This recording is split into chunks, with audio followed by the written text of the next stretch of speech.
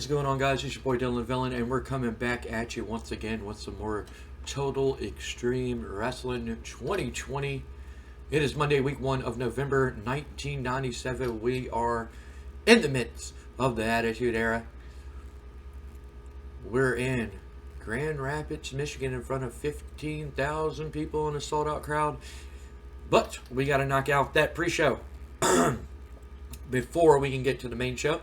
In a pre-show match, the Billy Gunn beats Big Boss Man in 8:09 by pinfall with a Fame answer. Billy Gunn with a almost a 60, a 59, and a Big Boss Man with a 70. Announcing color commentary gave the match a boost. This segment got a 72.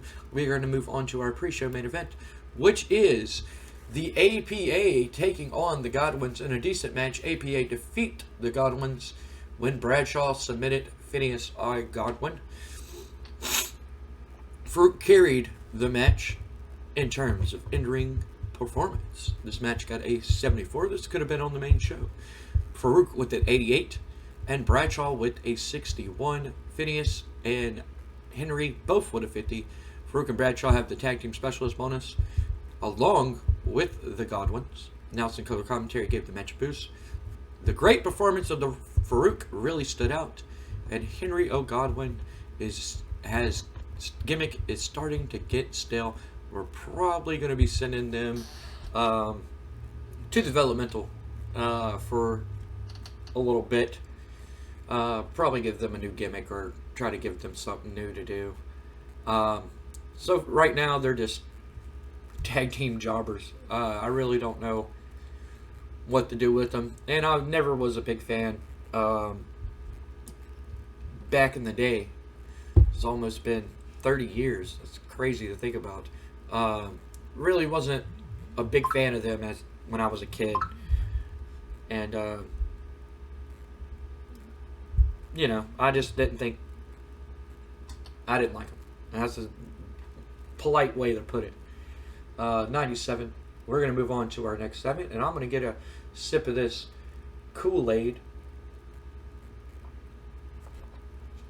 I'm surprised I found time to record playing Baldur's Gate 3 non-stop, and I had to stop myself and go, oh my god, I gotta record some TEW, and yeah, so here we are. We're gonna move on to the next segment. It is our opening segment, and we see Vince McMahon and Shane McMahon, and they're standing in the ring, and Vince McMahon, after the events of what happened at No Mercy, I'm sure Vince McMahon is not in the greatest mood here tonight. He is not happy. He is not pleased. And he grabs the mic and he goes, ladies and gentlemen, last night we witnessed a tragedy here in the World Wrestling Federation. We witnessed something that, since this company has started, I thought I would never witness. I thought I would never happen in the World Wrestling Federation. Such true heartbreak has occurred. Last night, not only did I have to leave the venue from pure disgust of the events that happened, but all last night I couldn't sleep. I was vomiting, I was throwing up, I was sick to my stomach, because I can't believe that somebody like Stone Cold Steve Austin is champion of my promotion. And as soon as he says Stone Cold Steve Austin, the crowd just erupts. They go crazy and cheer. And he goes, now, I know that we have ushered in a new era here in the World Wrestling Federation, an era of where I want my superstars to stand out and be different, to show some type of initiative or attitude here.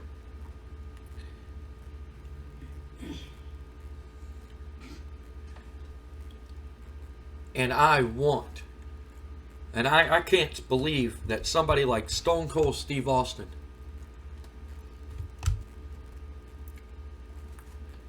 beat somebody who I deemed the future of the World Wrestling Federation, one Rocky Maivia, The Rock. And I'm the one who gave The Rock his nickname. He's The Rock. He's the foundation of everything that the WWF, that I look for a megastar of the World Wrestling Federation. Somebody who's charismatic, somebody who is handsome and good looking, somebody who can come out here each and every night and deliver high quality matches to entertain you fans. Because at the end of the day, that's all it's about, is entertaining you fans. But that's not the reason why I came out here. I didn't come out here to talk about Steve Austin or The Rock, or Steve Austin being Intercontinental Champion. In fact, I personally set out and banned Steve Austin from appearing here tonight, and the crowd just boos. You know, they boo. You know, they boo Vince McMahon, and he stands in the ring, and you know, he just kind of stands there and he goes, "Yes, I know that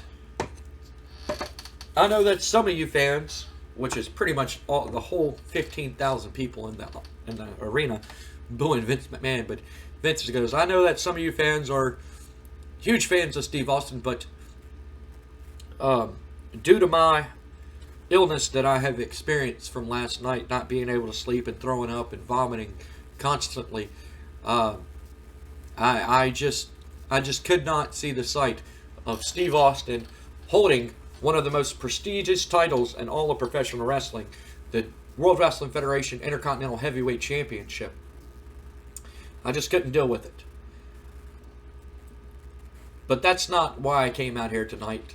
I came out here to address another issue. The issue of two men who clearly hate each other more than anything. Two men whose hatred got in the way. And now we have to deal with an outsider getting a shot at the World Wrestling Federation World Heavyweight Championship.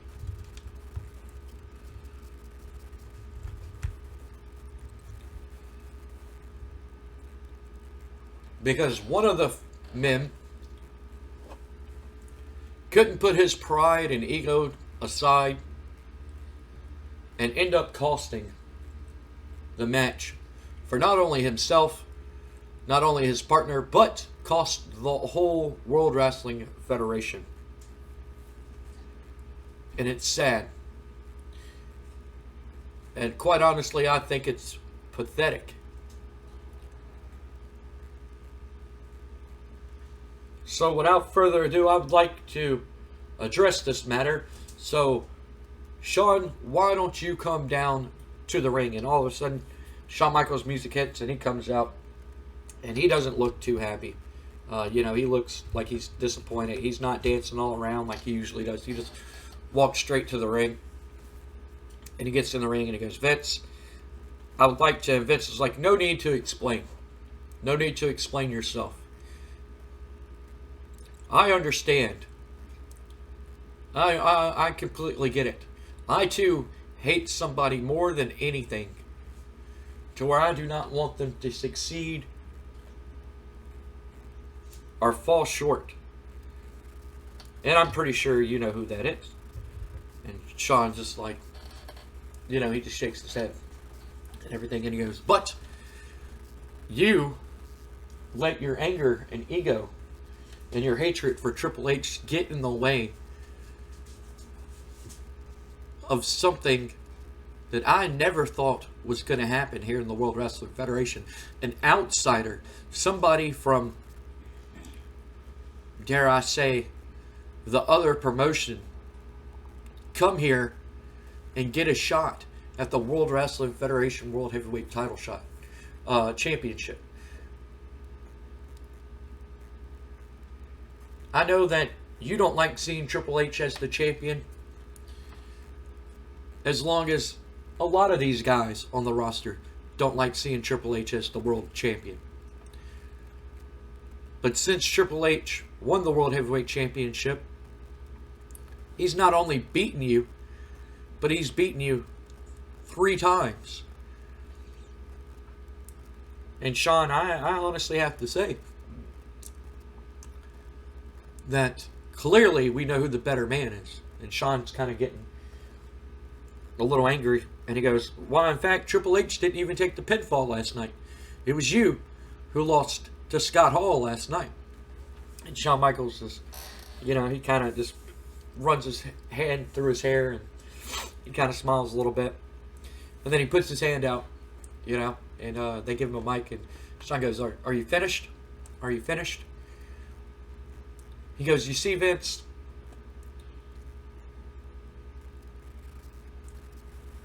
I can put my ego aside and work with my enemy to take down a bigger, even bigger enemy.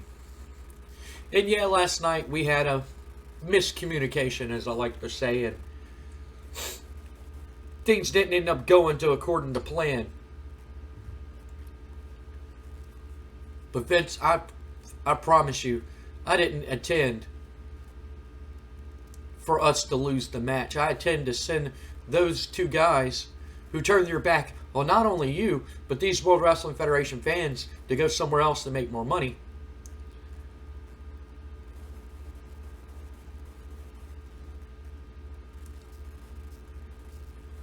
But I didn't want to let nobody down. And I didn't intend for that to happen. And yeah, I could sit here and make all the excuses in the world, but at the end of the day, you know it, and I know it, that every single time that I fought against Triple H, I never had a fair shake. I never had a fair opportunity against Triple H. And Vince is kind of shaking his head like, yeah, you're right, you're right. And Sean's just like, so tonight, I guess I still have a lot of built up anger for Triple H. So tonight, I want Triple H in the main event. Non-title, of course, non-title. Because I haven't earned my spot as #1 contender. And he goes, but I want Triple H. And I want to prove to you that I am the showstopper, the main event. And prove to each and every single person here in this arena that him as your world champion and defended it against you-know-who, he's going to lose. He's going to choke. Because I know Hunter better than any other person here in this building. And Hunter's going to choke. And Hunter's going to lose. So I'm going to show you that I'm going to be the one who isn't going to choke and lose to Sting. So I'm asking you, Vince, book that match here tonight and let me prove to you that you have your eggs in the wrong basket when it comes to defending the title against Sting. And Vince McMahon agrees and he says, yeah, I'll give you that match. You have your opportunity here tonight to prove to me that you are able to defend that World Wrestling Federation champ, that you earned yourself a shot at that World Wrestling Federation Championship. And Sean's like, thank you. And we move on to the next segment. Kind of dragged out. I kind of lost where I wanted to go with that a little bit. But basically, the gist of it is Shawn Michaels is basically saying, like, Triple H is your world champion. Triple H is going to lose against Sting. So, I want to prove myself and earn another title shot to prove that you got your eggs in the wrong basket. That Triple H is not going to be able to beat Sting. That I'm the one who's going to be able to beat Sting and take it and keep the championship with us here in the World Wrestling Federation. Vince gives them the match, and we move on to the next segment. In this segment, we see Edge and Christian. Christian's sure going off script. And they come out to the ring, and they do their whole stick of anybody with the benefit of flash photography. We'll give you 5 seconds. You 5-second pose, and they do the little pose. And they're just like, last night was totally awesome. Right, Christian? Christian's like, yeah, totally awesome. Reeked of awesomeness. And Edge is like, that's what I'm saying. You see, last night, we did something that, since young kids, we dreamed of doing. And that's winning the WWF World Tag Team Championships. Christian's like, yeah. And Edge is like, you see, we dreamed of it ever since we were young kids in Canada. Going to high school together, training together, riding the roads together. We always knew that one day we would make it to the big leagues. And we'll make it to the top of the big leagues and be recognized as one of the best tag teams in the world. Now, I'm not saying that we're better than the Hart Foundation. I'm not saying that we're better than the Rockers. I'm not saying that we're better than the British Bulldogs. I'm not saying that we're, I'm not saying that we're better than the Road Warriors or Demolition or the Steiner Brothers. But this is a start.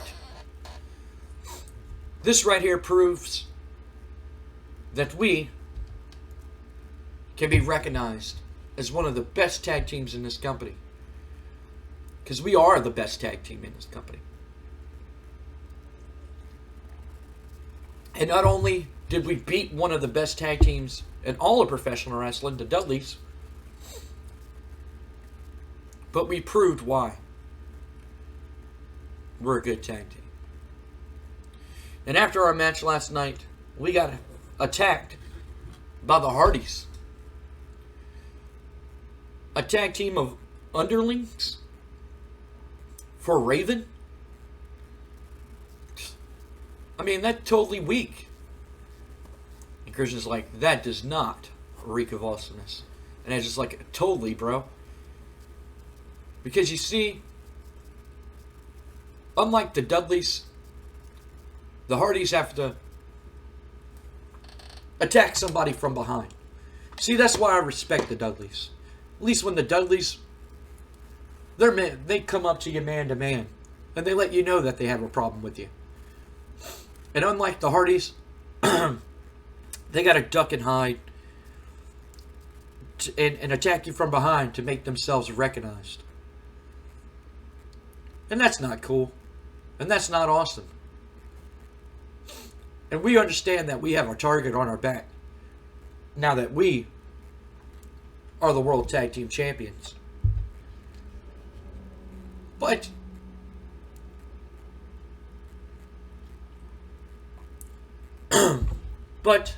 if you want a shot at the Tag Team Championships, all you gotta do is ask. But we don't think that you're, what's the right word to use here, Christian? Master will let you compete in a match against us. Because we're too extreme, I guess is the word that I'm looking for. And plus, y'all haven't proved yourselves here in the World Wrestling Federation. But I'll tell you what, Matt and Jeff, I know that we owe the Dudleys a rematch, but I'm sure they wouldn't mind that this Thursday on SmackDown, if we give y'all an opportunity to prove yourselves in a tag team matchup. So the challenge is on the table, boys. All you got to do is just take it. And they drop the mic and they leave. So we'll find out if Matt Hardy and Jeff Hardy accept the open challenge put out by Edge and Christian in a tag team match, non-title of course, and see if they have what it takes to be to face Edge and Christian for the tag team title. So we move on to the next segment, which is our opening contest of a bout that had good wrestling and a decent reaction from the crowd. Ultimo Dragon defeats Jerry Lynn by submission with a Dragon Sleeper. Ultimo Dragon makes defense number 1 of the WWF Light Heavyweight title. My throat is really scratchy. I need to get me some wet my whistle here.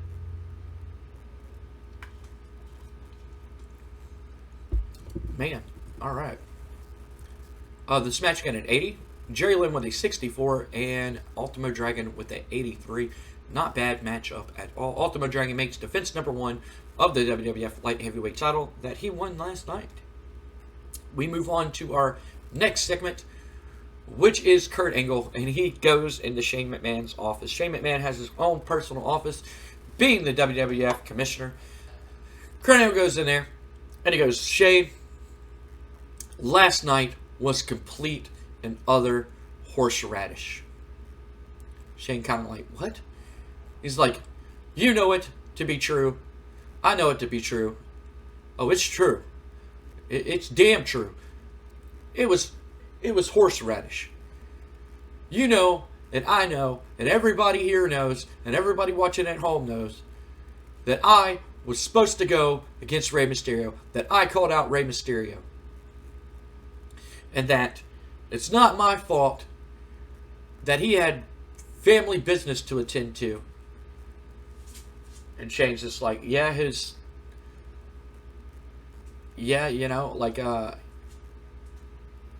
he had personal business, family business to attend to. And Kurt's like, that's not my fault. That's not my problem. But what is my problem is that you put the Big Show up against me. Now, I wasn't ready to compete against the Big Show. I wasn't prepared to fight a 7-foot tall, 500-pound man.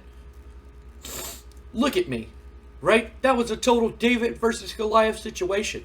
And Shane's just like, he kind of like, it's like, what's you and Rey Mysterio,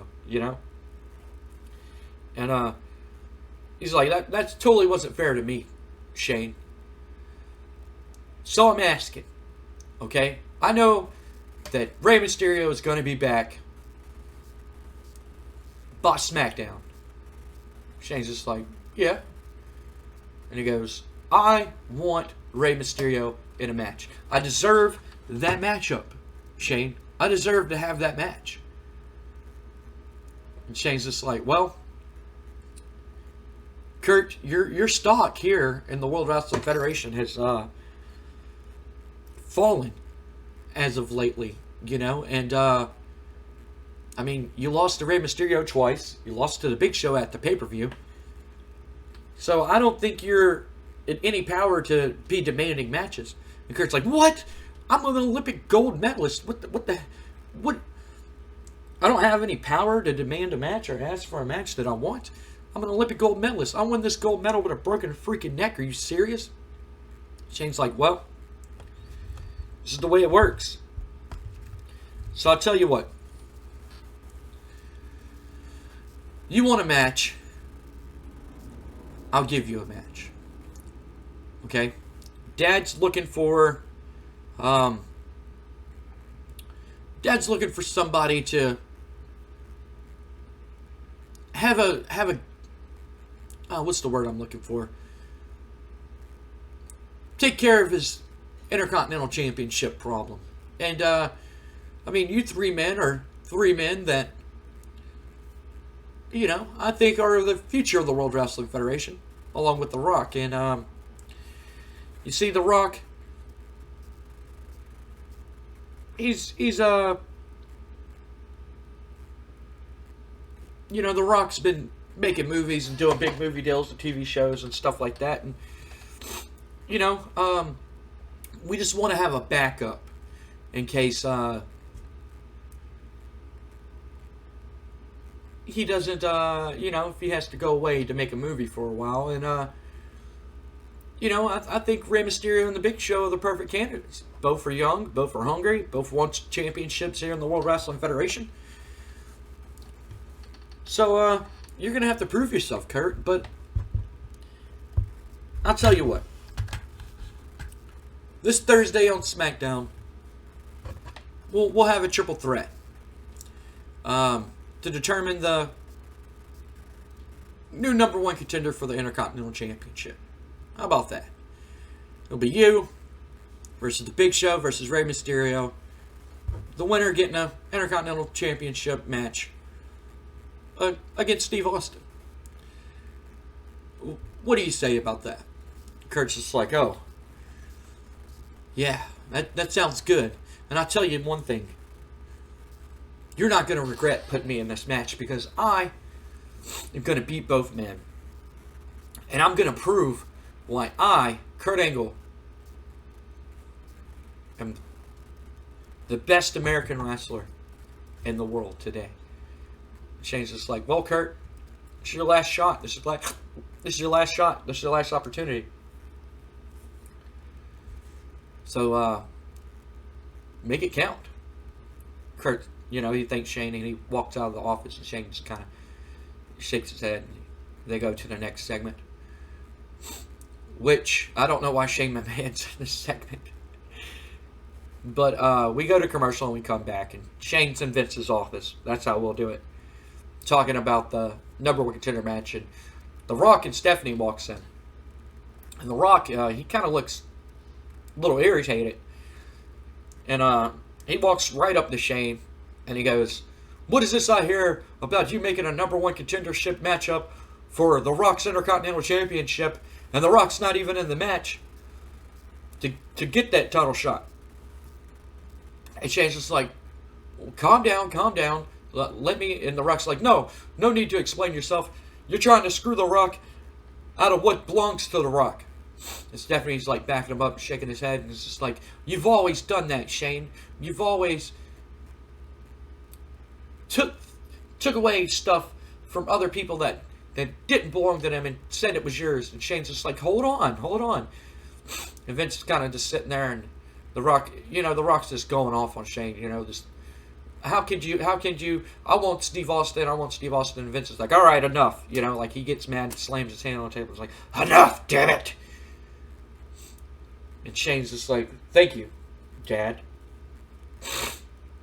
Rock, I know that you're the number one contender for the Intercontinental Championship. But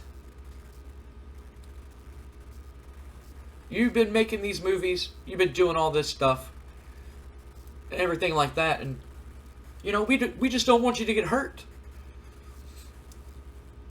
And The Rock's just like, The Rock, get hurt? The Rock is not going to get hurt. The Rock is the best. The Rock is the future of the World Wrestling Federation. The Rock can shoot movies, make TVs, do commercials, sign autographs, pose for your latest video games, can do whatever you want. The Rock can do. That's why Vince McMahon handpicked The Rock. And Vince McMahon's like, yeah, that's true. And Shane's just like, well, before you interrupted, I was talking to Dad. We're going to have the triple threat match between Kurt Angle, Big Show, and Rey Mysterio. But the main event of SmackDown, which I remind you is The Rock show. The Rock kind of, he kind of lightens up and he's just like, yeah, it is my show. He goes, the main event will be Rock versus Steve Austin for the Intercontinental Championship. So, if you beat Stone Cold, his number one contendership goes to the next man in line. Whether it be Kurt Angle, whether it be Big Show, or whether it be Rey Mysterio. They have an opportunity at the Intercontinental Championship. So all you got to do is beat Steve Austin. And The Rock's like, beat Steve Austin? Psh, The Rock can beat Steve Austin especially on the Rock show. The Rock can beat Steve Austin. Rock can beat Steve Austin blindfolded with both hands tied behind his back because he's a jabroni candy ass, you know.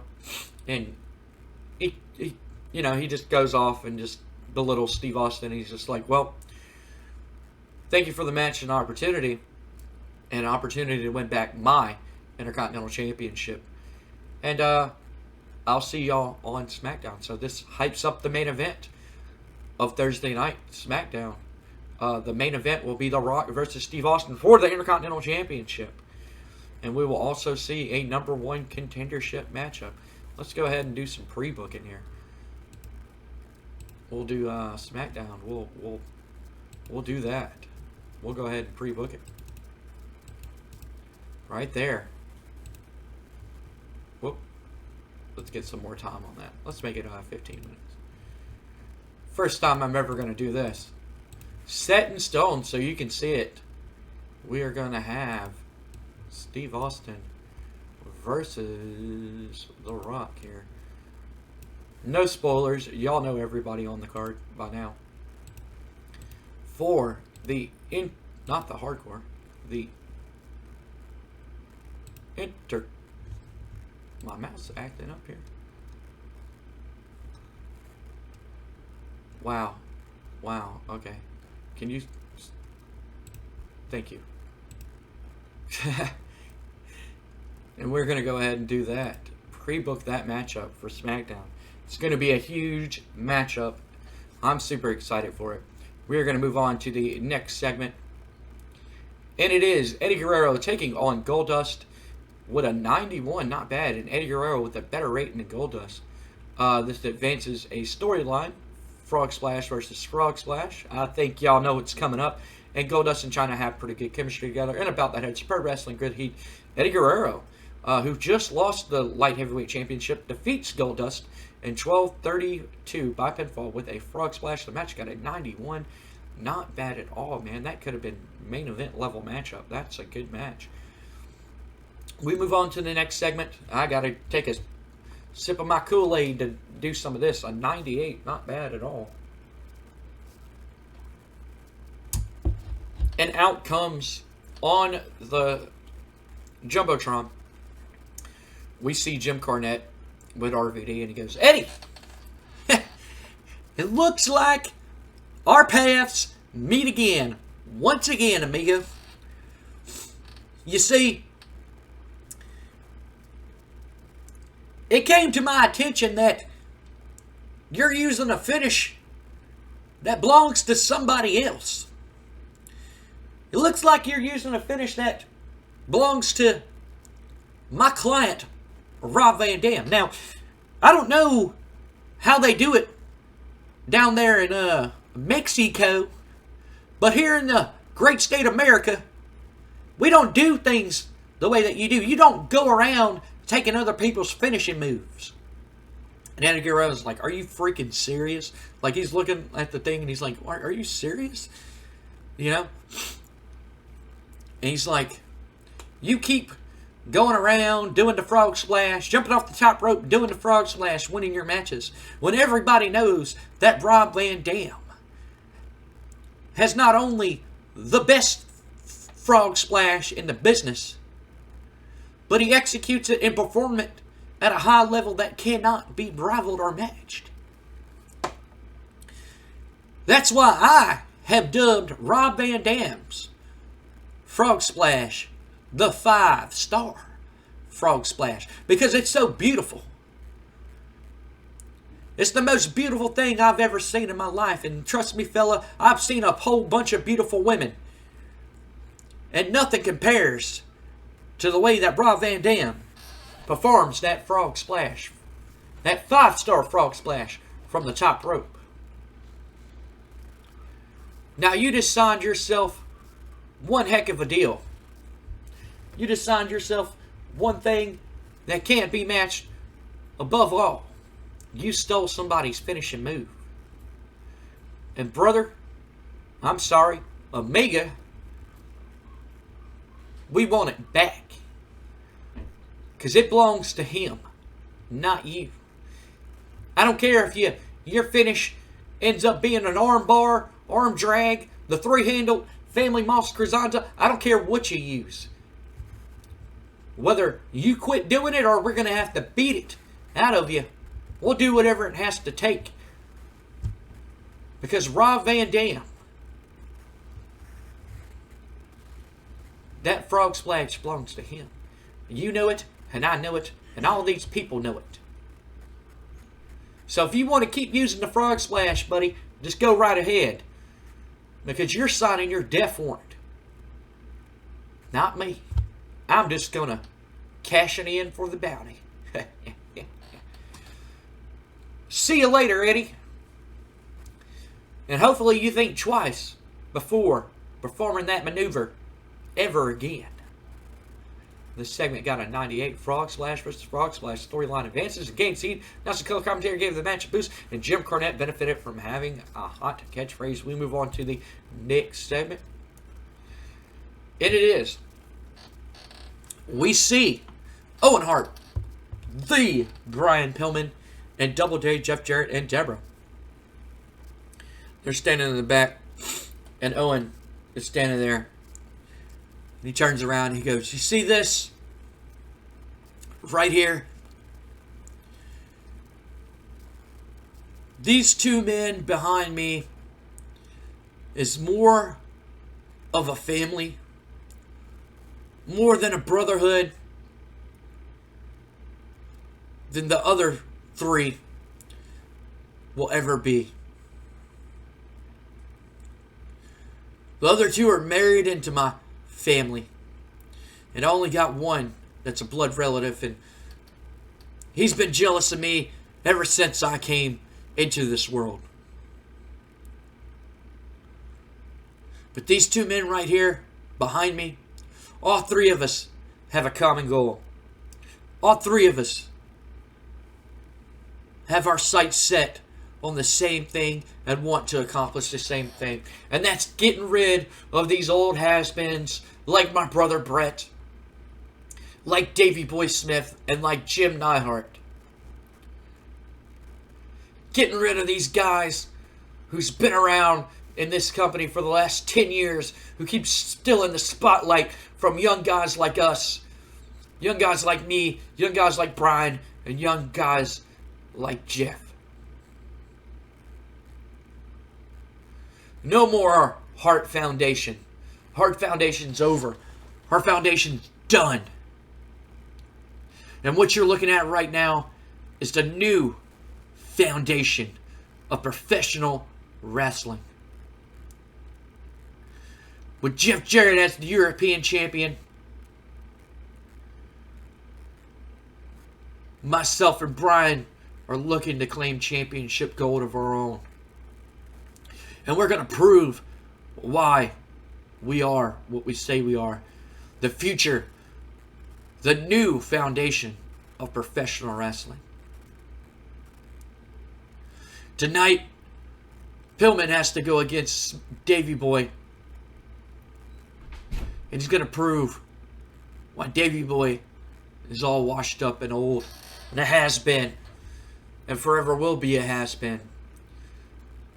That he just needs to pick up, quit, and go work at Wheelchair Championship Wrestling along with all his other friends who can't cut it here in the World Wrestling Federation.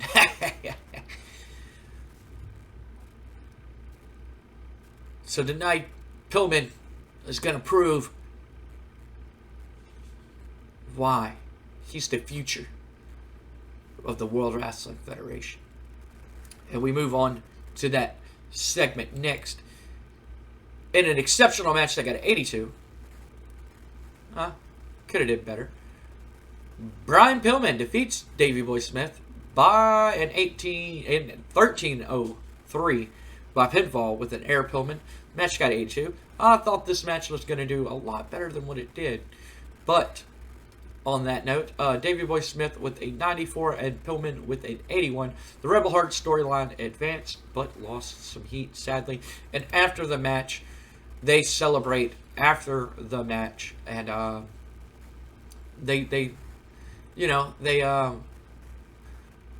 Owen and Double J, along with Deborah, come out to the ring and they celebrate the big win for Brian Pillman. This the segment got a 97, and we move on to another promo. I believe it's another promo. And it's just a hype promo showing you tonight's main event between Triple H and Shawn Michaels. These guys going at it once again. Once again. This time, Shawn Michaels wants to prove himself to Vince McMahon, to prove that Triple H is not the guy that he should be invested in to defend that title against Sting, that Shawn Michaels should be the guy to defend that championship against Sting, that he doesn't trust Triple H, that Triple H is no good. You know, he knows Triple H better than anybody. Just because these fans cheer and root for Triple H doesn't mean that Triple H is a snake in the grass, but we all know how Shawn Michaels is backstage. We all know about his politics and everything like that. He doesn't care if you're a friend or says you're a friend, he'll stab you in the back to get that championship opportunity. And that's what Triple H has been saying all this time. Both men calling each other terrible people, but we are going to have to find out. We're gonna have to see how the story plays out. But tonight's main event is Shawn Michaels versus Triple H. And we move on to that match. That got a 98. Not bad. In a bout that had sensational wrestling, fantastic heat. Triple H drew with Shawn Michaels following a double disqualification. During the match, we also saw Scott Hall run in and attack Shawn Michaels, and Kevin Nash attack Triple H. The outsiders, once again, these invaders, once again, getting involved in the matchup and costing the match up to be a double disqualification. But after the match, Triple H and Shawn Michaels once again, with their backs against the wall, fight off Scott Hall and Kevin Nash. But Sting appears. Sting appears, and he shows up and attacks Triple H and Shawn Michaels. He attacks, not Shawn Michaels, he attacks Triple H with a baseball bat. And it's Shawn Michaels rolls out of the ring. And he just stands there and watches Triple H get beat up by Hall and Nash and get beat up. As Sting stands there and, you know, he points the bat at Shawn Michaels, basically saying, "Come on, come back in. Come save your friend." And Shawn just kind of shakes his head. He walks off to the back. This segment got a 100. We're going to have to finish the show here. A 98. Not bad. Not bad. I think that did better than our pay-per-view. This show increased our popularity in 33 regions. Would gain us popularity in Canada, but we already know we do not have good TV deals in Canada, sadly. We're going to go ahead and finish the show.